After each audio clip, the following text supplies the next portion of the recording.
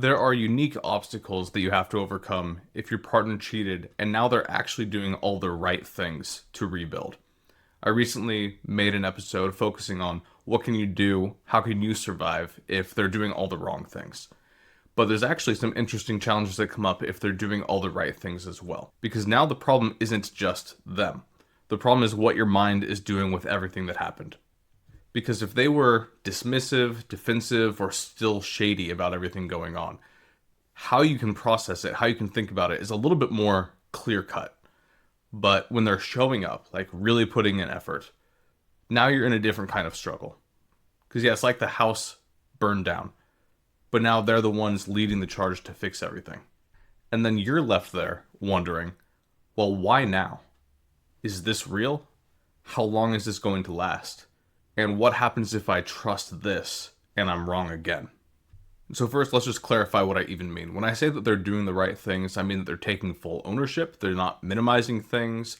They're not blaming you or the relationship. You can talk about the underlying factors, but they're taking full ownership. They're usually being transparent in a way that feels not like forced, but it's just proactive. You don't have to drag information out of them. They offer access. They offer details. And there's not this defensiveness. They're not trying to rush your healing. They understand why it hurts so bad. And it's a consistent thing. It's not just one good day or one good week. It's not just when you're upset. It's not just when you threaten to leave. But just in normal everyday life, they're showing up. And they're working on themselves, whether it's in therapy, coaching, reflection, some form of accountability group. And you can tell that it's not just like a performance, like they're actually trying to grow as people. They understand and accommodate for different triggers. They're willing to sit in the discomfort of what they've done. And they're not asking you to just blindly trust them. They're doing the actual work. Even when someone is doing all of that, it can still be really hard for the betrayed partner to heal and to move forward. Because now your pain doesn't really have this villain that you can clearly reject. Now your pain has to coexist with conflicting evidence. Because on the one hand, they really hurt you. But on the other hand, this person might actually be changing. And it's really confusing though, because it's like, where was this version of you before? Especially if things were bad before the affair. It's like, why did it take you blowing our life up to get you to finally show up like this? Or why did I have to suffer this to get what I always wanted? It's a very weird feeling. And it can feel like you were starving. And now they're finally preparing this like feast for you, like really good food, but only after destroying the kitchen and setting the house on fire. It's like that part wasn't necessary. You could have just been doing this. And so there's a weird mixture of resentment for them not doing it, grief for how good things could have been in the past, and then fear of what if this goes away again in the future? Because it's suddenly making everything come to light. It's not just about what they did by cheating. It's also all those things they didn't do that they clearly could have been doing the whole time. And then on the other hand, if things were good before the affair, you start to wonder, okay, is this really just a random blip? Things were good. They're good now. Like, where does this random, complete royal screw up come from? Or is there something about you that I fundamentally don't understand? Because the mind is struggling with a contradiction. You were good then, you're good now, but there is some giant piece that just doesn't fit. You can almost understand a redemption story better, though like I said, that has its own struggles. But it's like, what is going on if you suddenly just turn evil, so to speak, for however long that affair lasted? And even if you can wrap your head around that, even if that starts to make sense, you still can see the crack. Even if it's been repaired, you still know that it can break again, is what it feels like. So one of the underlying fears behind all of this is just, is this sustainable? Is this real? Or is it just temporary? Because this type of effort after betrayal, it's easy to wonder, like, is this just adrenaline? Is this them in crisis mode? Is this them doing damage control? And what happens when things truly go back to normal? Not just in a couple days or a couple months, but a couple of years from now. It's like, yes, this is working now, but where will things be 2, 3, 5 years from now?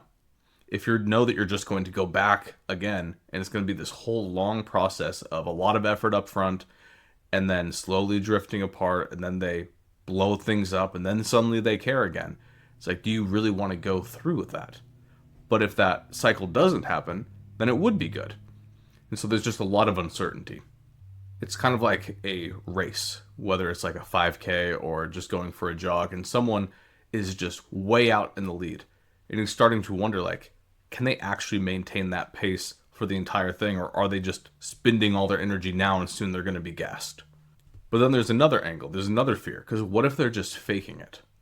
Even if everything looks right, your brain will warn you for good reason. You know, they fooled me before. What if they're just better at fooling me now? Because you're wanting to trust, you're seeing evidence that you can trust, but you know that the cost of being fooled again would be devastating. Because what does that say about you? If you trust again and are wrong to trust them again, does that make you naive? Does that make you weak? Does that mean that you're just dumb for missing these signs, not just once, but twice? And so your brain, quite reasonably, is saying, well, don't fully trust, stay guarded, stay alert. But then that's difficult too, because you're wanting to enjoy this newfound excitement and energy in the relationship, but then you're also being really guarded at the same time. So you might feel guilty for still being angry even though they're trying. You might feel this weird pressure to acknowledge their effort even when you're still hurting. There's a lot of emotional whiplash of starting to get close and then panicking and withdrawing completely. Then you start to wonder, wait, am I the problem? Like, am I no longer able to open up? Because you might feel like the relationship is better than it's ever been, but you still don't feel safe. I think a big part of this is confusing improved behavior, which is important, with healing and trust. Their improved behavior is the foundation that the trust will be built on, but it is not normal to expect that trust to just go back to 100 overnight. And that touches on one of the root misunderstandings. A lot of people think of trust as something binary. Do I trust them or not? But I think that's the wrong framework. It's not like a light switch. It's more like a spectrum. Because on the one extreme, you can have someone whose eyes are closed, but their heart is wide open. Now, I'm just going to believe everything and hope for the best. This is, frankly, just denial. It might feel like forgiveness, but it's kind of stupid. On the other hand, there might be someone whose eyes are wide open, but their heart is completely closed. No, I see everything, but I'm not letting you in at all. And what a lot of people will do is alternate between those two extremes. When things are feeling good, they will shut their eyes and open their heart. And then when they start to get scared, they'll do the opposite. They'll close their heart and open their eyes. The goal is for your eyes to be wide open and your heart gradually reopening. Not all the way at once, but step by step, day by day, letting yourself fall for this person, but not fall for their lies if there are any. Not blind trust and not permanent guardedness, but informed trust. Think of trust like going across a bridge, and it's one of those rope bridges with wooden steps, and there are gaps in between each step, so it's a little bit scary to go across. Unless you are choosing to leave in this metaphor, you don't want to pick the option of never crossing that bridge. But you also don't want to sprint across it immediately. You want to take one step at a time, grabbing the ropes on either side, testing your weight on each step, walking across it carefully, and paying attention to how each one feels, how each step feels. Trust is not really something that you declare. You know, I think of the scene from The Office where Michael just says, I declare bankruptcy. It's like, no, there's actually steps that you have to do. You can't just say, I trust this person now. Trust is more like a series of experiments. And you need to be able to be receptive to how you feel in the moment.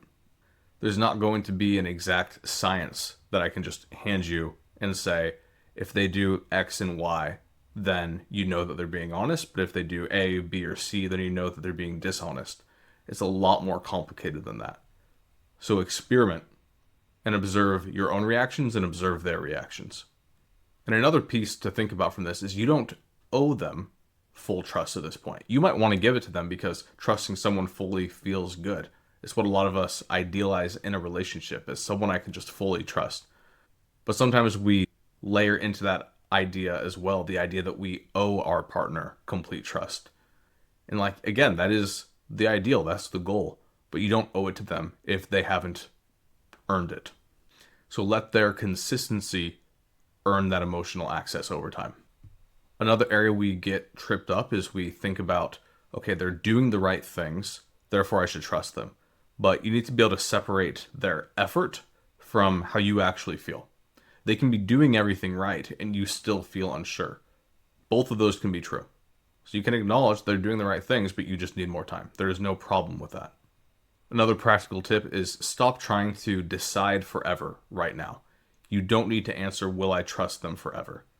You just need to be able to ask yourself, based on what I'm seeing, feeling today, do I feel safe taking the next step? That's it. And allow for different emotions to coexist. Love and anger, hope and fear, connection and distance. That's not some sign that your brain is going back and forth. Those are both corresponding to the reality of what happened. Those are normal emotions to feel at the same time. For those of you who might know that you're overly optimistic, I would remind you to watch patterns, not moments. Anyone can behave well temporarily. What matters is consistency over time across different contexts and situations, especially when it's inconvenient for them. And you're not going to notice that all in one moment. It's going to be the pattern across time. And the biggest piece of all of this is to keep your self-trust at the center. The goal, as silly as it might sound, is not just to trust them again. The goal is to trust yourself, to recognize if something is off, to trust yourself that you'll be able to respond and make hard decisions if needed. Most of us are good at spotting red flags. Most of us are actually way worse than we'd like to admit at truly acknowledging them and making decisions based off of them. So don't ignore red flags. It might feel like you're being vulnerable, but that might just be recklessness. And try to stay away from globalizing stories. It's easy to try to pick one story and fit every detail inside of it. So you might say to yourself, they're definitely going to hurt me again. That's not necessarily true. Or you might say, everything is perfect now. That's not necessarily true. Focus on concrete things. Here's what I'm actually seeing right now. So again, part of the real question is, can they be trusted? But another element of this is, can I stay grounded in reality while allowing trust to rebuild? From that perspective, real healing will involve seeing clearly, feeling honestly, moving slowly, and not abandoning yourself in either direction. So I want to make it clear, if they're doing everything right, that matters. That's a good sign. But it does not erase what happened. And it doesn't require you to rush your healing. You're allowed to appreciate their effort and still be hurt. You're allowed to see their change and still be cautious. You're allowed to take steps toward them, but not rush. So I would invite you to kind of reflect on that question or that idea of what would it look like for you to begin trusting with your eyes and your heart open, not just one or the other.